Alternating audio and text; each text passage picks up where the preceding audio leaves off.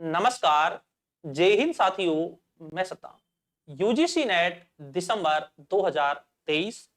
अब परीक्षा का ज्यादा समय नहीं है और जो ये 10 दिन का समय है, इस समय हमें तैयारी कैसे करनी चाहिए, क्या पढ़ना चाहिए।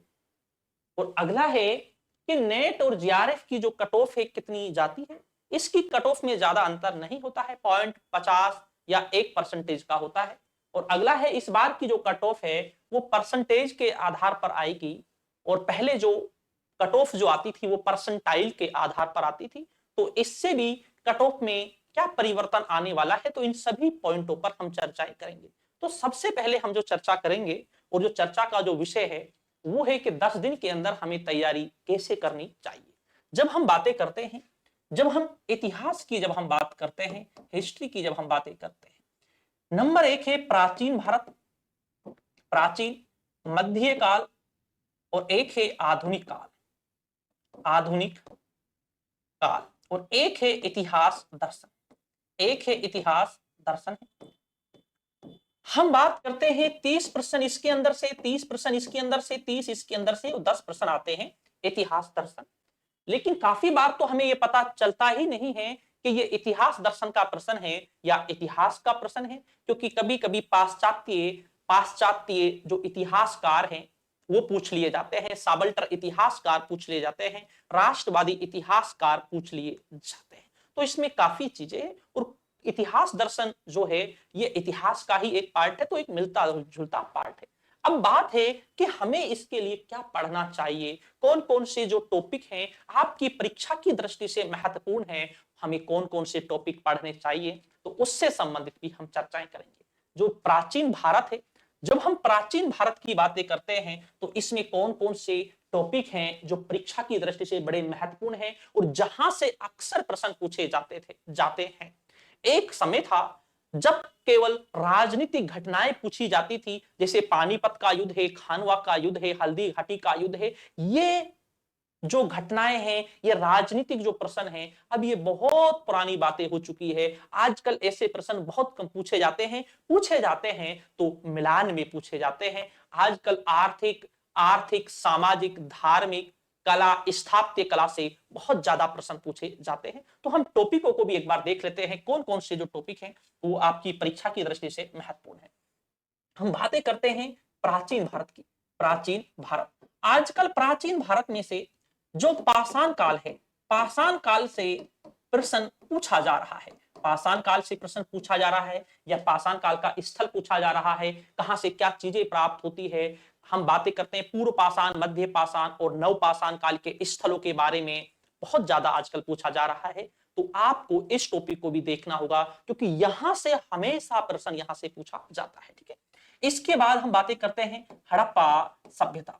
हड़प्पा सभ्यता की जब बातें करते हैं तो यहां से दो एक प्रश्न पूछे जाते हैं। जी हाँ, काफी बार तो स्थलों को सुमेलित करने में पूछ लिए जाते हैं, किसका उत्खनन किसने किया था, कहां पर कौन सा स्थल है, खुदाई में क्या प्राप्त होता है, तो ये भी प्रश्न बहुत ज्यादा पूछा जाता है। दो प्रश्न कम से कम यहां से पूछे जाते हैं, मोस्ट इंपोर्टेंट है प्राचीन में। ठीक है, इसके बाद हम बातें करते हैं वैदिक काल की। जब हम बात करते हैं तो वैदिक काल से भी प्रश्न पूछा जाता है। वैदिक काल से एक प्रश्न कम से कम वैदिक काल से भी पूछा जाता है क्योंकि बड़ा महत्वपूर्ण है वैदिक काल। अब वैदिक काल में ब्राह्मणों से प्रश्न पूछ लिया जाता है, उपनिषदों से प्रश्न पूछ लिया जाता है, आर्ण्यकों से प्रश्न पूछ लिया जाता है, कौन से वेद में क्या उल्लेख किया गया है। तो घटनाओं से संबंधित प्रश्न बहुत ज्यादा पूछे जा रहे हैं। ठीक है, इसके बाद हम बातें करते हैं जैन धर्म की बात करते हैं। जैन और हम बौद्ध धर्म की जब बात करते हैं, बौद्ध धर्म, इनमें से प्रश्न पूछे जाते हैं। महावीर स्वामी महात्मा बुद्ध के जीवन से संबंधित जो घटनाएं हैं, जो प्रतीक चिन्ह हैं, उनको मिलान में सुमेलित करने में प्रश्न बहुत ज्यादा पूछे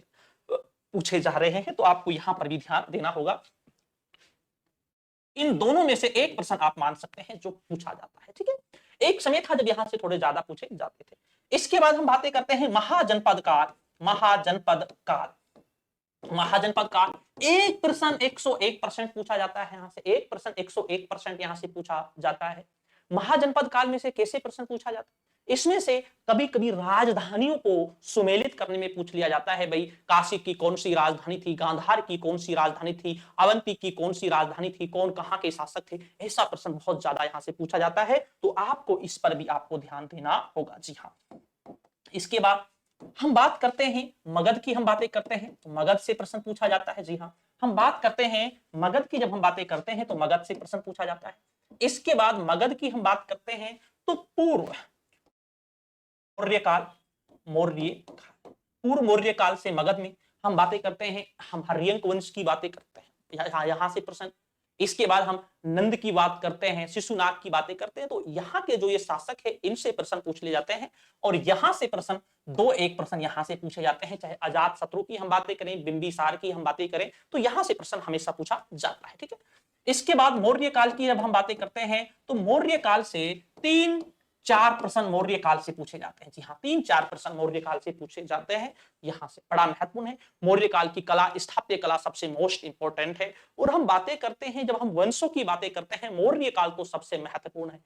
इसके बाद मौर्य उत्तर की हम बातें करते हैं, मौर्य उत्तर की जब हम बात करते हैं, मौर्य उत्तर की हम बातें करते हैं। जी हाँ, मौर्य उत्तर की बातें करते हैं तो दो एक प्रश्न यहां से पूछ लिया जाता है, जिसमें कुषाण वंश भी आता है, शुंग वंश भी आता है और सातवाहन वंश भी आता है, तो यहां से भी प्रश्न पूछ लिया जाता है।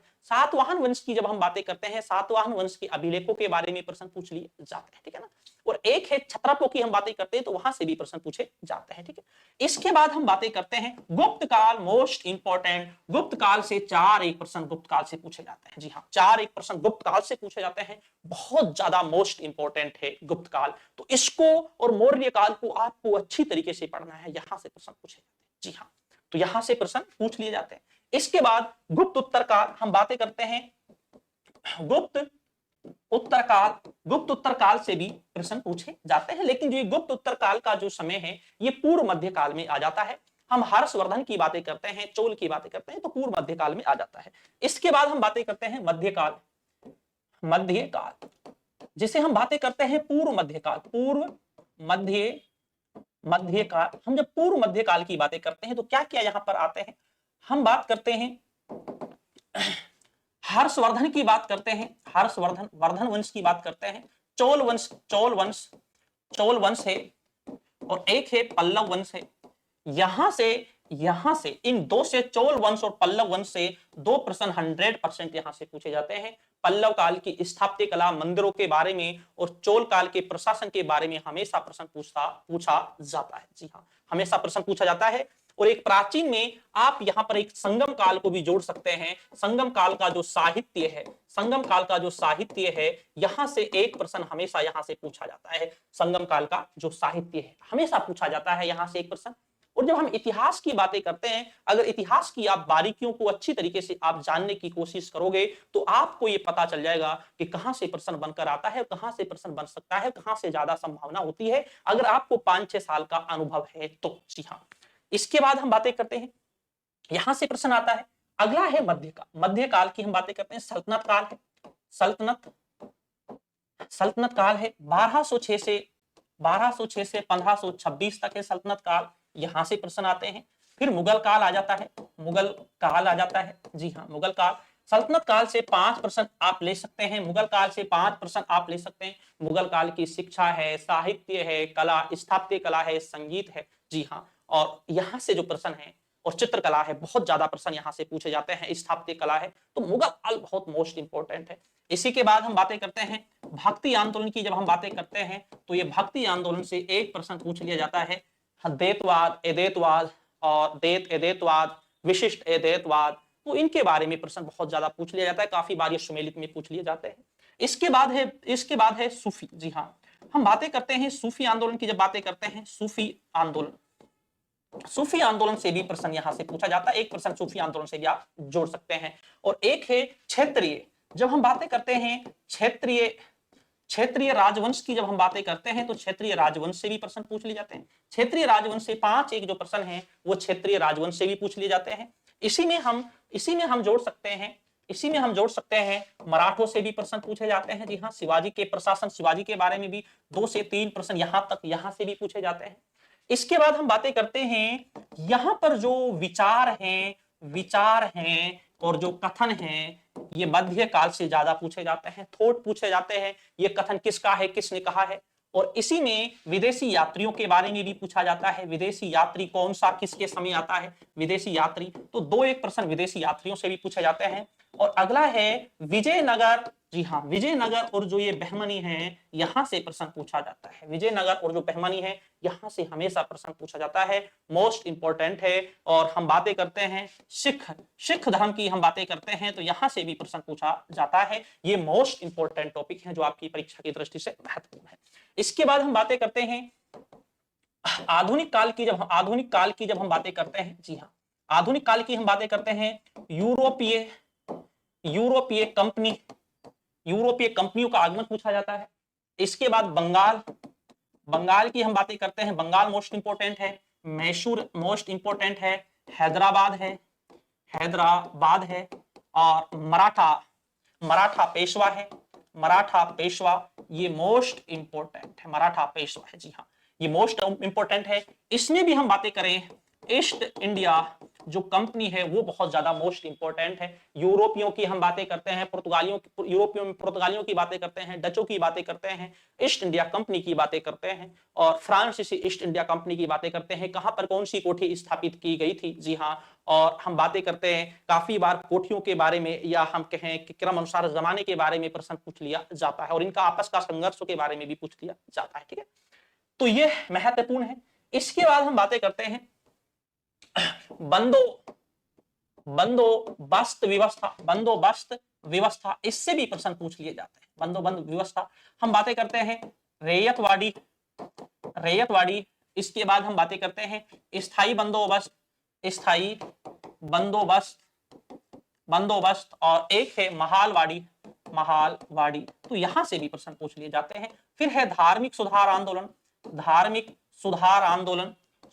आंदोलन, ये तो इतना मोस्ट इंपोर्टेंट है, बहुत ज्यादा मोस्ट इंपोर्टेंट है। धार्मिक सुधार आंदोलन से 2 से 3 प्रश्न हमेशा पूछे जाते हैं। जी हाँ, 2 से 3 प्रश्न हमेशा पूछे जाते हैं। हम ब्रह्म समाज की बातें करते हैं, आर्य समाज की बातें करते हैं, रामकृष्ण मिशन की बातें करते हैं, और हम बातें करते हैं वहाबी आंदोलन की हम बातें करते हैं, देवबंद आंदोलन की हम बातें करते हैं, अलीगढ़ आंदोलन की बातें करते हैं, तो बहुत ज्यादा पूछे जाते हैं। ठीक है, इसके बाद है आदिवासी आंदोलन। आजकल दिन प्रतिदिन आदिवासी आंदोलन पर बहुत ज्यादा जोर दिया जा रहा है। यहां से 1 से 2 प्रश्न यहां से पूछे जाते हैं, आदिवासी आंदोलन से पूछे जाते हैं। जी हाँ, बहुत ज्यादा पूछे जा रहे हैं यहां से। इसके बाद है 1857 की क्रांति है, मोस्ट इंपोर्टेंट क्रांति 1857 की, यहां से पूछे जाते हैं। और जो एक्ट है, एक्ट की हम बातें करते हैं 1773 के एक्ट से लेकर 1935 तक के जो ये एक्ट है, इन एक्टों पर आपको जोर देना है। अगला आपको वायसराय पे जोर देना है। वायसराय को आपको पढ़ना है, क्रम अनुसार वायसराय को पढ़ना है, गवर्नर जनरल को पढ़ना है, कौन किसके बाद आता है, यहां से प्रश्न बहुत ज्यादा पूछे जाते हैं, मोस्ट इंपोर्टेंट है। ठीक है, इसके बाद हम बातें करते हैं 1885 कांग्रेस की स्थापना के समय से। कांग्रेस की स्थापना यहां से आपको पढ़ना है, कांग्रेस की स्थापना जब होती है यहां से पढ़ना है। जैसे हम बोलते हैं राष्ट्रवाद का उदय, यहां से भी आपको पढ़ना, मोस्ट इंपोर्टेंट है जी। इसके बाद आ जाता है गांधी युग आ जाता है।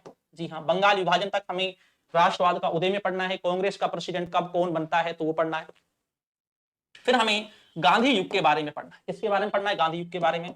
1915 से 1947 तक के बारे में हमें पढ़ना है, जो गांधी युग है। और इसमें हम असहयोग आंदोलन की, रोलेट एक्ट की बातें करते हैं, शिवराज पार्टी की बातें करते हैं, सविनय अवज्ञा आंदोलन की बातें करते हैं, मोतीलाल नेहरू रिपोर्ट की हम बातें करते हैं। जी हाँ, तो ये गांधी इरविन समझौते की हम बातें करते हैं, और व्यक्तिगत सत्याग्रह की बातें करते हैं, अगस्त प्रस्ताव की बातें करते हैं, और 1935 के अधिनियम के तहत 1937 में जो चुनाव होते हैं इनकी बातें करते हैं। ये सारे इसमें आ जाते हैं। मुस्लिम लीग की हम बातें करते हैं, कांग्रेस का कब प्रेसिडेंट कौन बना था, ये प्रश्न बहुत ज्यादा यहां से पूछे जाते हैं। तो इस तरीके से जो मैंने आपको टॉपिक बताए, आपकी परीक्षा की दृष्टि से सबसे महत्वपूर्ण और मोस्ट इंपोर्टेंट आपके लिए टॉपिक है। इन पर आपको थोड़ा आपको इन पर प्रकाश डालना आपके लिए जरूरी है, क्योंकि परीक्षा से पहले, जी हाँ, और अगर परीक्षा से पहले आप प्रकाश डालते हैं तो वो चीजें याद होती है। जी हाँ, इसे नोट कर लेना। अगली बात है, अगला पॉइंट है नेट और जीआरएफ,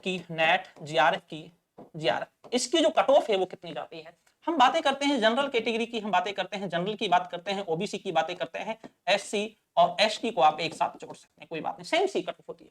अगर हम जनरल की बातें करते हैं, जनरल में भी अगर हम नेट की बातें करते हैं, और अगर हम इसके बाद हम जीआरएफ की बातें करते हैं, दोनों में अंतर है। ठीक है, अब हम बात कर लेते हैं, थोड़ा कट ऑफ की बातें कर लेते हैं, भाई कट ऑफ कितनी जाती है। अगर हम जनरल कैटेगरी की बातें करते हैं, नेट की कट ऑफ की हम बातें करते हैं, लास्ट 52 से 55% नेट की कट ऑफ रहती है। जीआरएफ की बातें करते हैं तो 57 से 57 से 59 तक इसकी कट ऑफ जीआरएफ की होती है। ओबीसी की जब हम बातें करते हैं तो 49 से 52 तक कट ऑफ जो है ये ओबीसी की होती है। जीआरएफ की हम बातें करते हैं तो ये 55 से 57 के बीच में जीआरएफ की कट ऑफ होती है। और एससी की जब हम बातें करते हैं 48 और काफी बार तो 47 तक भी ये चला जाती है, ठीक है ना।